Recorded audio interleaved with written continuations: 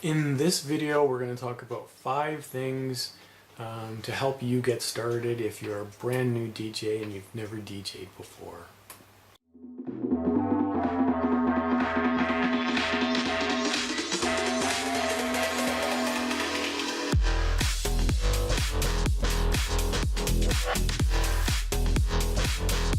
DJ Roubo. Okay, so it's 2017 and you woke up today and you decided, hey, I want to be a DJ, and you're like, but I have no idea where to get started. I'm going to give you 5 tips, I think, to get you started, or at least some things for you to think about to get you started as a DJ today.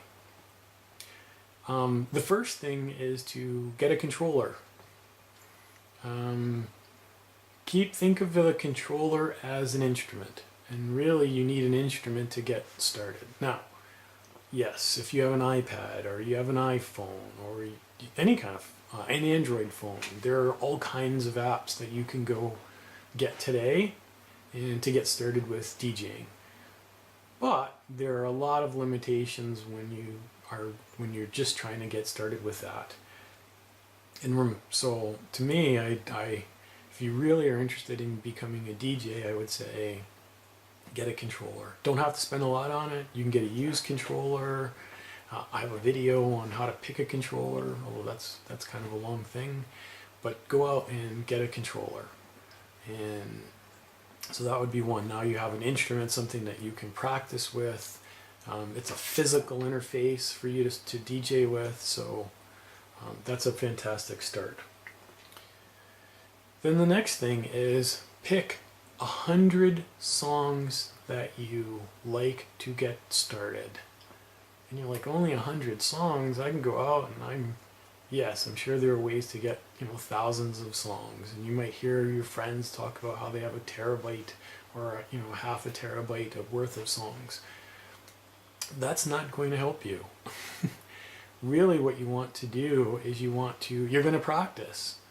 And if you have a huge selection of songs to go through, you're never going to go through those songs. You're never going to really learn those songs very well. And your DJing is going to suffer as a result. So if you're just getting started, like I said, I'd pick 100 songs. And I would just start with those 100 songs, and I would learn those songs, and I would practice those 100 songs with your controller.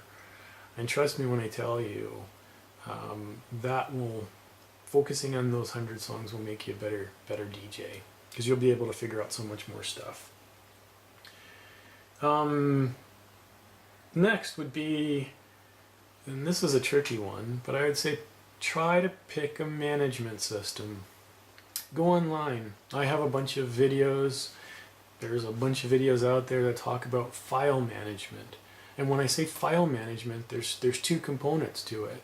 One is, how do you save all of your songs do you have a particular file structure, right? Are you going to use iTunes, which personally I think is a terrible idea. But you can do that, right? There are some things that are built into iTunes which will make your management of your songs easier. Because really, when I say file management, you want to be in a position where if you need to find a particular song or a particular kind of song, that it's easy to find, as opposed to, which is another reason why you don't need a repository of 20,000 songs, because you're never going to know where they all are, and then what they can do. Start small and grow it out. So file management is a component. That's one. But then the other thing is, how do you actually set up each song? Like, how are you going to set up your cue points? Is key management, or key analysis a big thing? Are you going to use something like mixed and key? So do a little bit of research. And then again, I have a bunch of videos on that on my channel. There's a whole lot of videos out there, but spend a little bit of time, find something that you think makes sense to you, and then start using it and make sure. Because what you don't want to do is be a year in, and now all of a sudden your library really has started to grow, and now you have to go back because it doesn't make any sense and you can't find anything.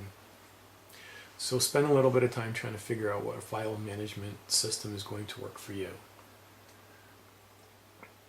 The next thing I would do is I would spend some time learning about song structure. Ken, do you know what the one is? If you're listening to a song, do you know when to go 1, 2, 3, 4? Do you know a beat from a bar? You know, typically 4 beats makes up a bar, but if you're listening to country music, it could be 3 beats to a bar. So do you know that? Do you know phrasing? Can you, if you are listening to a song, can you tell, hey, I'm coming up to a break? Or, oh, yep, I'm currently in the verse, but I know the next thing that's coming is the chorus. Or, hey, I'm listening to that and I'm in the bridge, and 1, 2, yep. So being able to know that stuff is going to be super, super helpful if you want to be a DJ. It's like, hey, I'm listening to, I've done the verse and I've done the chorus, and now I am going to drop into the verse of a new song.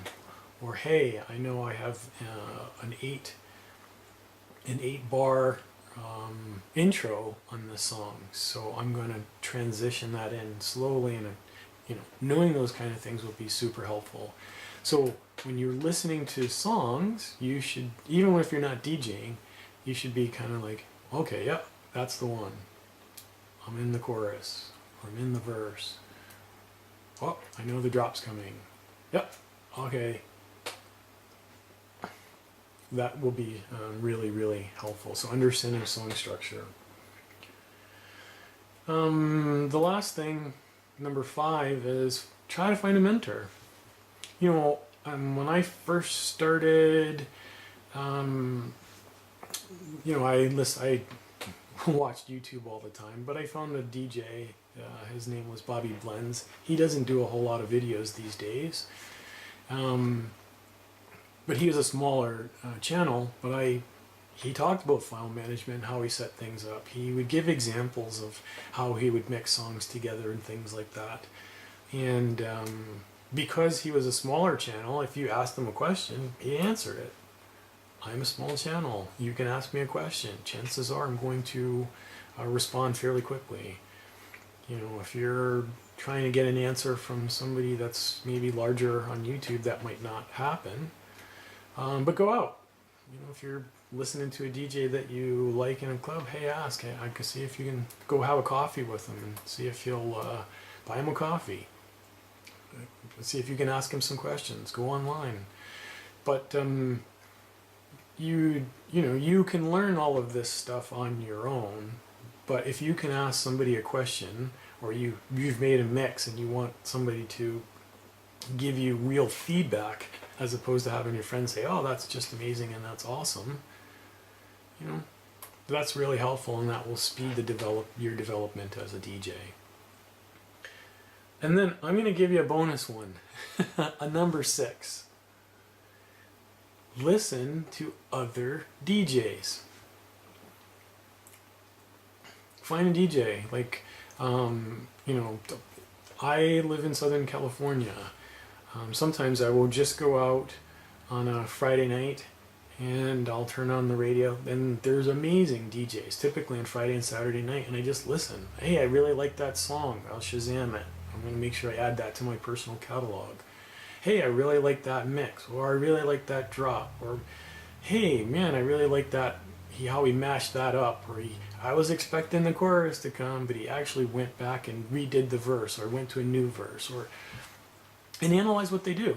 Were they using some kind of special effects? How are they transitioning? Are they using a lot of scratching? But listen to some other DJs, and as opposed to just saying, "Oh, that was a really nice mix" or "not a nice mix," try to analyze what it is that you liked about what they're doing, and then try to analyze it and then emulate it when you get home and now you have your controller. So anyway, those are if you're a new DJ and you're just getting started and you have no idea what to do or how you should go about doing it, those would be my 5 sort of tips, plus the bonus to help you get started as a DJ. So, and as always, if you liked the video and you found any value in it, please like the video. If you didn't like the video for some reason, give me feedback. What didn't you like about it? Comment, and as always, subscribe. I look forward to seeing you in the next video, and I genuinely wish you the best for your 2017. As always, cheers.